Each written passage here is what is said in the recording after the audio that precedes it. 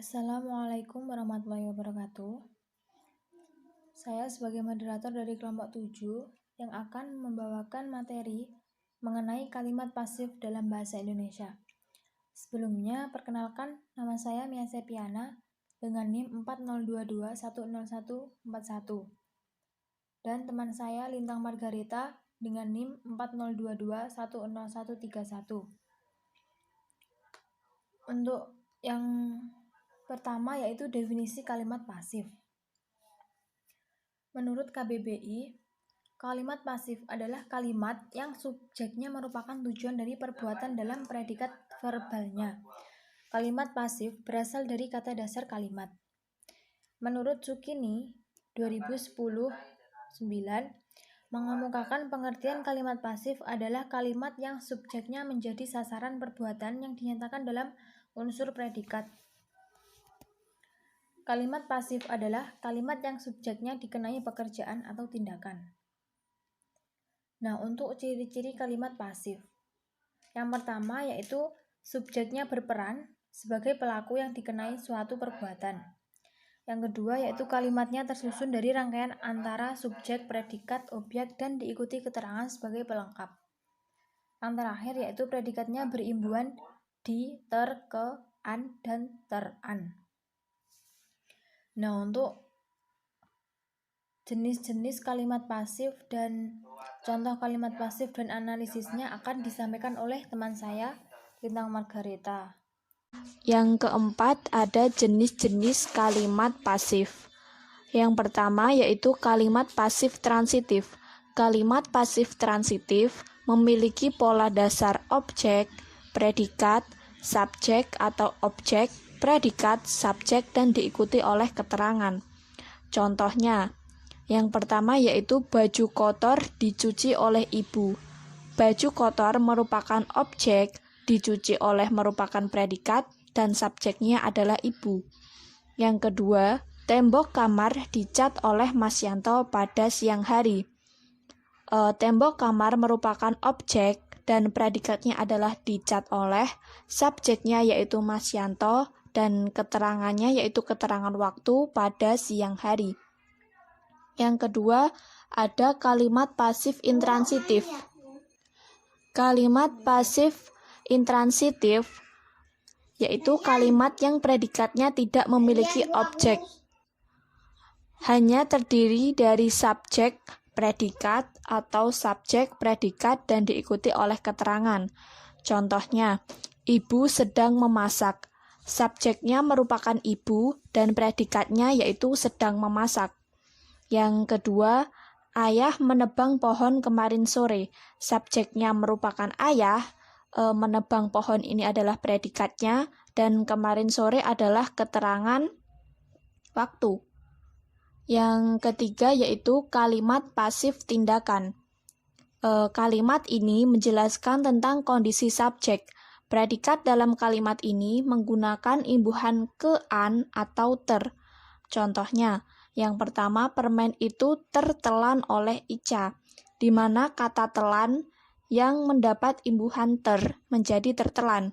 Dan yang kedua, pabrik itu kebakaran 3 jam yang lalu, di mana kata bakar mendapat imbuhan kata ke dan juga an yang menjadi kebakaran.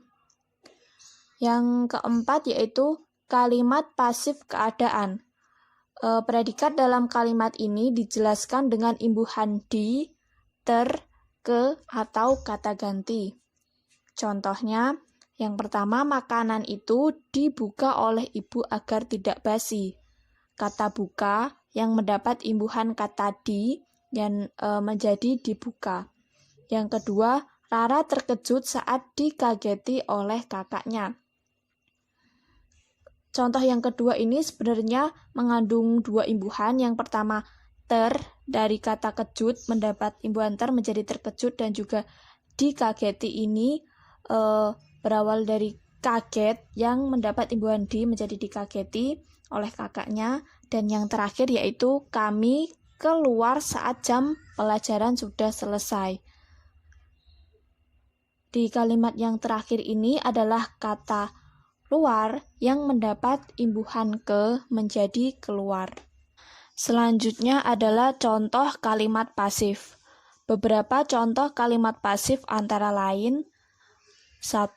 Mobil itu telah diperbaiki oleh ayah. Kalimat yang pertama merupakan jenis kalimat pasif transitif karena merupakan terdiri dari objek, predikat, dan subjek, di mana objeknya mobil, predikatnya telah diperbaiki, dan subjeknya adalah ayah. Yang kedua, pisang itu dimakan oleh monyet setiap hari. Kalimat yang kedua ini juga termasuk dalam transitif karena terdiri dari objek, predikat, subjek, dan keterangan seperti pada kalimat yang pertama, tetapi bedanya di kalimat yang pertama tidak ada keterangan dan kalimat yang kedua terdapat keterangan waktu, yaitu pagi hari. Yang ketiga, ibu sudah memasak. Ini termasuk ke dalam kalimat pasif intransitif karena hanya terdiri dari subjek dan juga predikat. Dan yang keempat, kakak berbelanja di warung kemarin sore. Ini juga termasuk dalam kalimat pasif intransitif, tetapi terdapat imbuhan keterangan waktu pada kalimat ini. Yang kelima, Ibu Adi kelaparan karena belum makan selama 3 hari. Yang kelima ini termasuk dalam kalimat pasif tindakan, yaitu mendapat imbuhan ke pada kata kelaparan dan disertai kondisi subjek yang belum makan selama 3 hari. Yang keenam yaitu Pak Adi tertangkap polisi karena kasus korupsi. Yang keenam ini termasuk ke dalam kalimat pasif tindakan, di mana kata tangkap mendapat imbuhan ter dan juga menjelaskan keterangan dari si subjek ini, Pak Adi, yang tertangkap polisi karena melakukan kasus korupsi. Yang ketujuh yaitu adik selalu keluar malam untuk bermain. Yang ketujuh ini termasuk dalam kalimat pasif keadaan, di mana kata keluar mendapat imbuhan ke. Yang kedelapan, pameran itu dibuka oleh Bapak Bupati.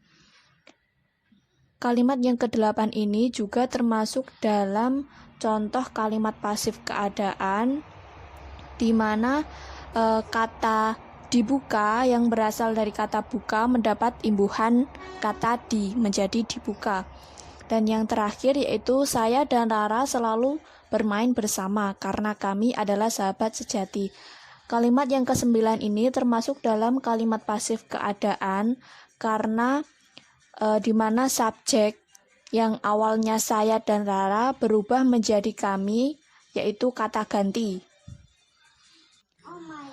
Kalimat pasif keadaan ini sebenarnya adalah kalimat di mana predikatnya terdapat imbuhan di, ter, ke atau kata ganti, dan di mana predikatnya itu melakukan sebuah tindakan.